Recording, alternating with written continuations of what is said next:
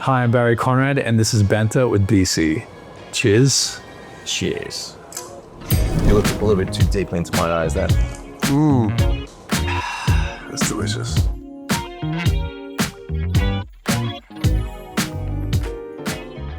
And today I'm here with my guest, David Berry. David, you want to introduce yourself to the people? Yeah, hi, I'm David Berry.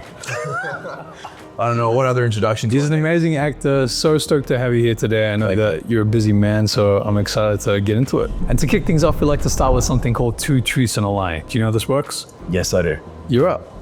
Okay, so 2 truths and a lie. And also, just to let you know, Okay. I famously don't get these right, so this is my lucky day, I hope.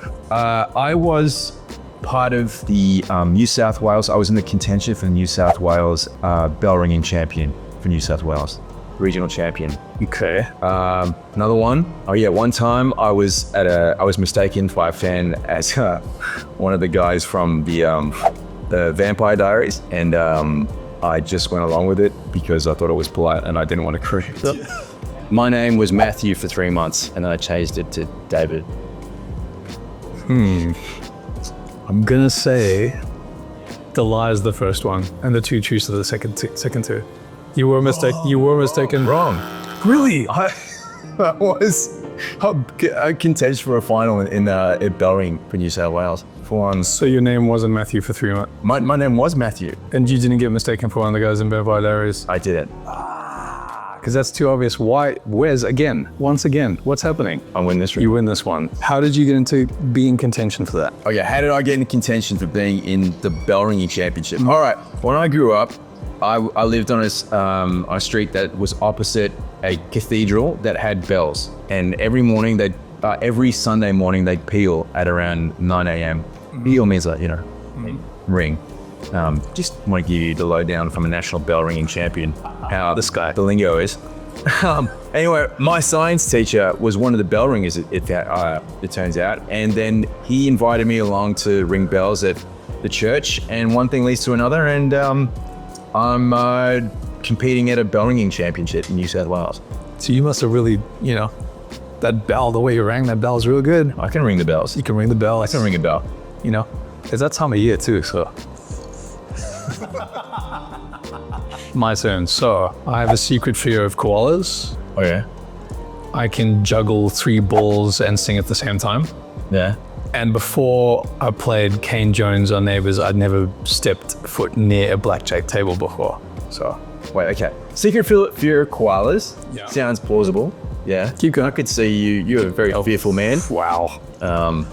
We just started. I know you'd be afraid of a lot of things. Koalas, cute and cuddly, that does make sense. Yeah. Juggle 3 balls. I mean, you can't juggle 2 balls unless you're doing it with one hand. So, Good phrase. and sing, well, of course, if you can juggle, then you can sing at the same time. And before you roll on Neighbours, you never, So the ever character, seen a blackjack. or play blackjack because my character ran like an illegal blackjack club. Well, you are a great actor. You're very convincing with the blackjack.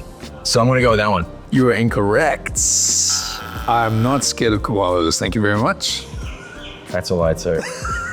I can't juggle 3 balls and sing at the same time. And so there you go.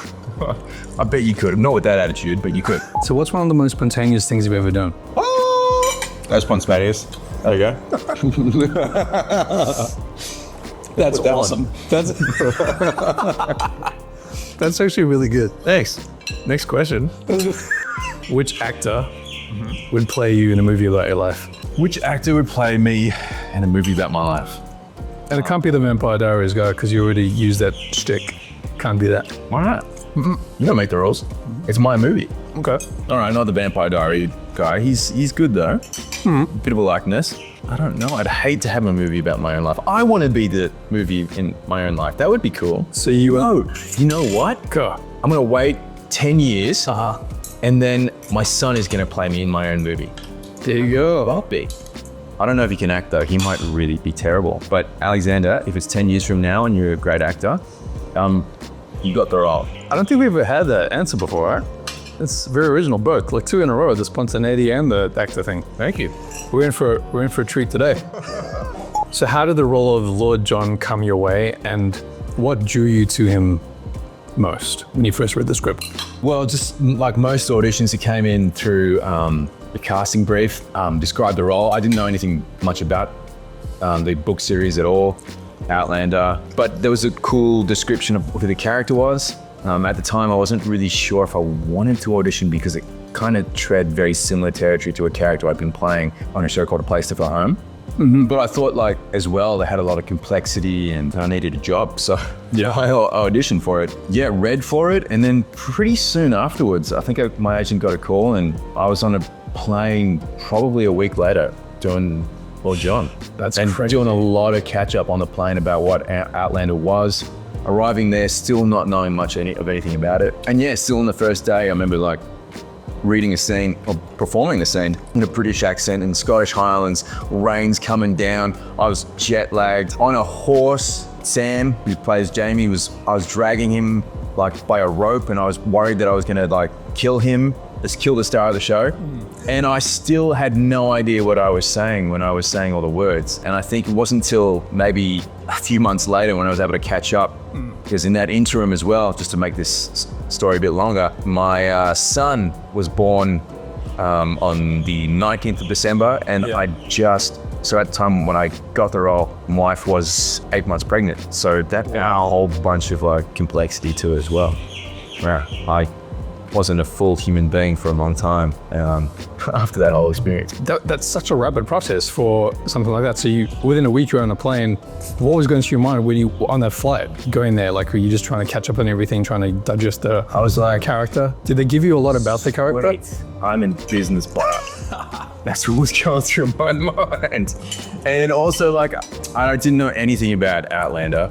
And then I remember watching episodes on the plane and just trying to get my head around what it all meant, and still having this sense of like imposter syndrome of like, this isn't real, what's happening is a very strange experience to be, transported immediately to this different place, halfway across the world, and then playing a different character. Yeah, and what drew you to Lord John most of all? When you first read the script, the first sides even? Lord John's a very relatable character to everyone, or to me especially, because I think he's got that very human need of wanting to be loved and finding love in his life. And that's something that I think regardless of who you are, what your sexuality is, people just want to be loved and to be loved. And speaking to that, your friendship with Jamie is so layered and so complex and fascinating.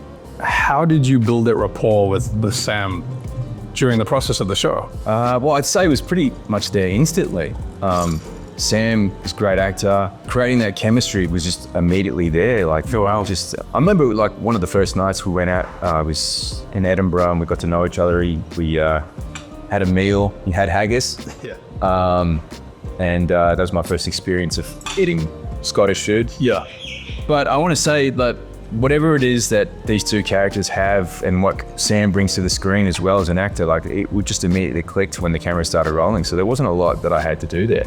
And don't you think, would you agree that sometimes, especially when you're meeting people for the first time on set, it's like a blind date.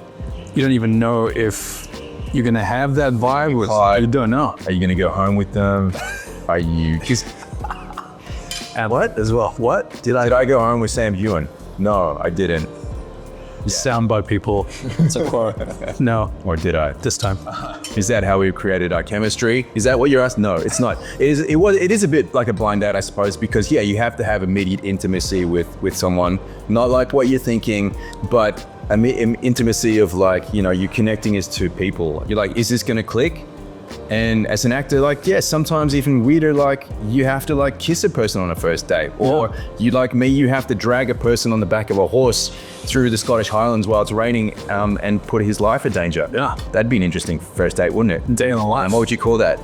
You say, hey, do you want to go for a date? And the other person's like, yeah, cool. Yeah, do you want to go on I'll be on a horse and you can go on be tied up in the back with a rope. How do you feel about that? They're like, I don't know about that. Horse and Carriageville, there we go. It's an interesting first date. It really is. So the show dives into a lot of emotionally intense scenes. Yeah. To say the least. Okay. How do you leave that behind as an actor? How do you leave that on set and then go home and switch off?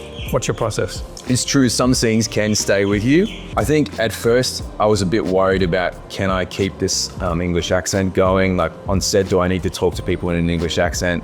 Is it going to be believable? Coming as an Australian to the UK set, you know, you under a lot more scrutiny about like, are you doing it right? Yeah. So those are kind of technical things, but from an emotional level, yeah, there have been some pretty heavy scenes. I gotta say, like for this latest season that's about to come out, I grew my hair out. And so like one of the things I hated is that I get home after a day and like I couldn't take off the character because part of the process of like unwinding and unburdening yourself from the scene is like you de-rig, you take the makeup off, you take the wig off, and I couldn't get this wig off. So every time I look in the mirror, I'd be like, damn, there's Lord John, and I hated it. Yeah.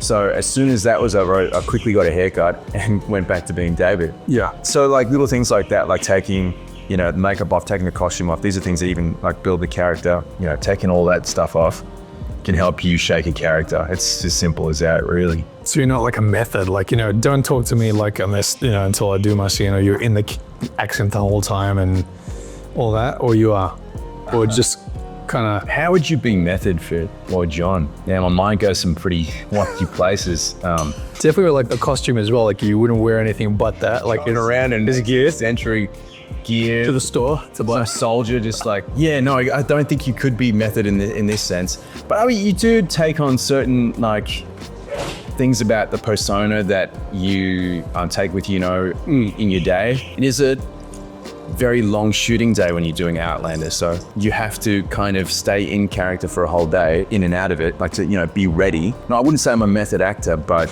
keeping in character definitely when I'm on set to a certain degree. Even when I'm on any set, I don't think anyone really truly, I don't get a sense that anyone ever really truly meets me as David until like at the rat party or like afterwards, because then just me and I could be free and shake the character. If I gave you a blank check to create your dream project, what would My hopes up there for it.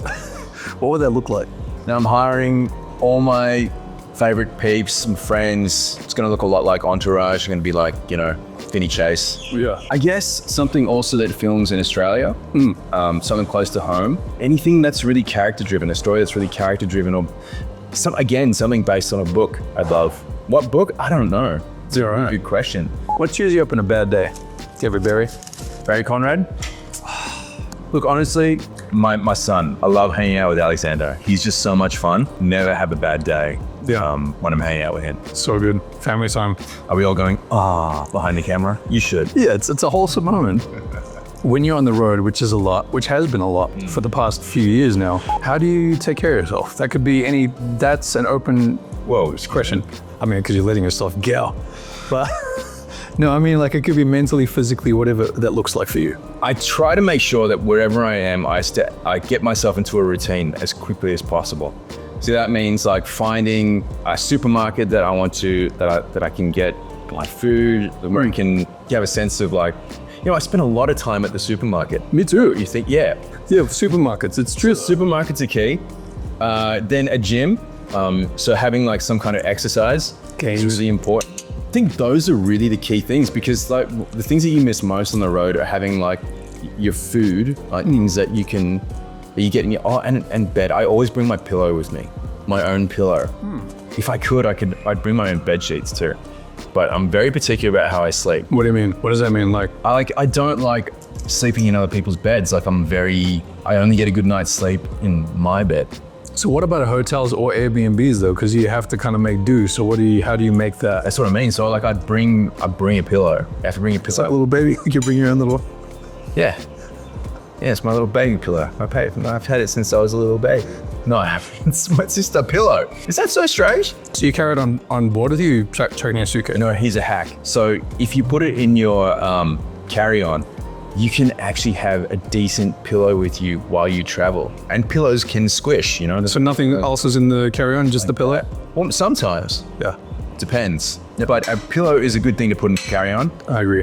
That's a travel hack. If I could put my bed in my carry-on, I would. And then you'd be right, you can't fit that in a carry-on. But you can fit some things in a carry-on, and pillow is one of them. What's your weirdest habit? I need something playing at all times, like podcast and noise.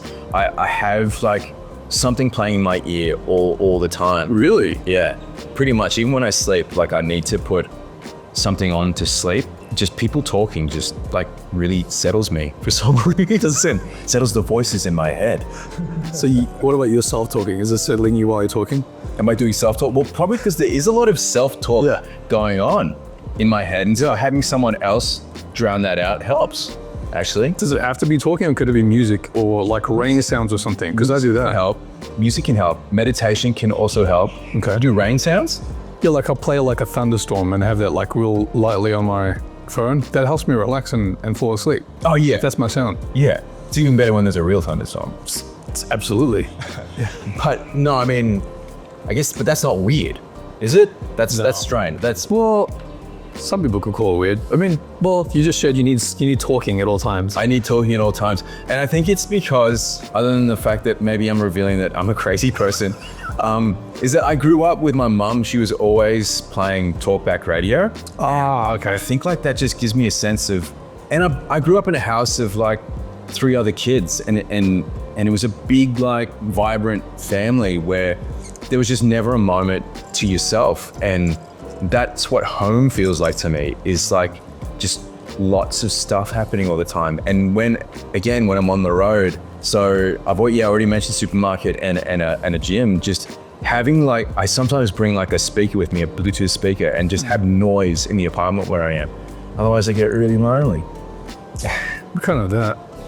So the fans absolutely love Lord John and your character. You're like beloved on Outlander, the sky. Moms love me especially. I'm very popular with mothers. I get told that at least once a day, usually. What's one BTS moment from the show that the fans don't know yet that you could share? It could be something scary, funny, something that could be surprising that they don't know. I'm just gonna have a bite of pork and think about it. Good book.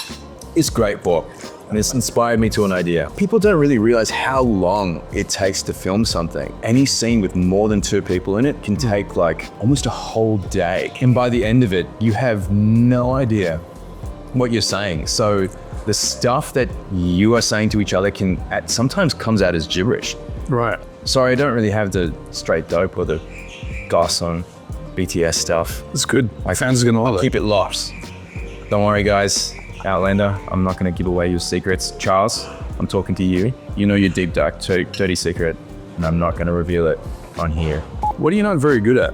That's like one of those questions like they ask you in a job interview, what's your greatest weakness? And then you just say, my greatest weakness is that I'm just too hard on myself, or I'm a bit of perfectionist. I'm so like, I'm not going to carry. Maths. I'm really bad at maths. Same. Yeah? What's 6 plus 4 divided by 2 times 3? 15. He's probably right. I'm not going to check that. So everyone, there's that like, for mine kind of thing. Like, that's where mine is looking, but I'm getting to the wrong answer. Yeah. So when you go to a restaurant, hold on. So when you go and you pay for something, you don't know what you're spending, or is it like that kind of thing, or is it more like what? Trying to tell me right now I have to pay for this? I'm not trying. I'm telling you. I'm going to have to pay for this meal, Barry. Huh? Because I'm about to run out of here. We thought this was on you. So when I'm at a restaurant, Yeah. What are you talking about? They don't get me to calculate the bill. If they ask me to calculate the bill, clearly I'm going to come up with the wrong number. They have things called like tills. Yeah. And then, I don't know if you've been to a restaurant before, but then they give you the receipt and I just read the number and give them the money. But I'm telling you, if they made me calculate it, I'd probably like only give them $5 at the end of it. And so that makes sense. Yes, the $10 steak, the $20 steak, that's a bit of cheap steak. A $20 steak with the $17 margarita comes out to $2, doesn't it? So good. The kingfish? You want some? I do. Yeah. I do. What's the biggest stereotype surrounding what you do? It's always a bit kind of scary to think what People might think of you and what is the stereotype that they have? I don't. How about I want to throw that on you? What do you think you mean? I'm talking to you. Well, just like, I do think that people think that acting or anything in entertainment, it's just all glamorous and you're like a millionaire and you don't care about anything other than just turning up to set and doing what you have to do, which is very, Very true. do you know what I mean? Heard it here first. Here we go. Oh, you're right. No, that isn't true. It is, that's not what with the business, and that's not how it works. For everyone. And for most people, certainly not how it works for me. So yep, check. Is it glamorous? There are moments of like glamour. I guess another one is that actors don't have an intelligence about them, or that a lot of people don't think that actors should have political opinions or that they should just stick in their lane. And certainly maybe that's true, but I think that stereotype is wrong. A lot of actors actually are extremely intelligent people that can offer a really valuable insight into the world. I have a political science degree. I was, for a long time, I thought I was going to go down this track of like, doing the academic thing, my law degree and all that kind of stuff. But, a lot of actors, I think, in spite of the stereotype, do have a lot of intelligence, and you can have some really interesting conversations with them. Yeah, that's the stereotype. I'd like a breakdown. Yeah. Not all dummies who can't add up 6 + 3 divided by 4. No. What life challenge are you most proud of conquering? I'd say there's been a lot of challenging moments in life. That first time when I went over to Outlander and everything that was going on with Alexander being born and making my way through that, coming back with a real sense of accomplishment of, I guess, professionally, but also personally, and the great joy that I had with Alexander being born. That was a huge challenge. Being a father is the biggest challenge of my everyday, and how to be a better father, how to be a good father. And it's a continual challenge every day, but it's a really rewarding challenge to be a father. And to finish things off, I'm gonna hit with some fast trivia. You ready? Yep. True or false, the Beatles album Abbey Road was released before Sgt. Pepper's Lonely Heart Club Band, or not? I don't know. True? 50-50, yeah. False. Oh, yeah. It was 19... Sorry, Dad. You likes the Beatles. Probably a lot of people like the Beatles, so sorry everyone likes the Beatles. Next, who holds the record for the most Oscars won by a single person? It's probably not an actor. Jeez, I don't know. Who is Walt Disney. 26 wins. No one's beaten it. That makes sense, doesn't it? Question number 3, true or false, Diana Gabaldon always planned for Outlander to be a series of books? No, she did not. You're correct.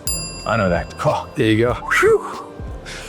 Question number 4, what artist recently broke the record for the most streams on Spotify in a single day out of these 3? Okay. Taylor Swift, Shabuzi, Yeah. or Post Malone? They all could have done it. Look, I think you've put in Taylor Swift and Post Malone to throw me, so I'm going to say Shabuzi. Taylor Swift. Really? Over 300 million streams in 24 hours of the tortured Poets Department. No. Okay, and not one of those streams was me. So, Last question. What is the traditional Scottish celebration on New Year's Eve called? Hogmanay. Yeah, you got it. Bam. Ooh, of course I got that one. Oh, thanks so much for coming on. Thank you. Thanks for the meal. And I'm not paying for it. Or if I am, I'm doing the calculation on the bill. And Merry Christmas. I'll see you guys next year. If you love this episode of Banter with BC, don't forget to like, comment, share, and subscribe. Thanks for watching, and we'll catch you next time.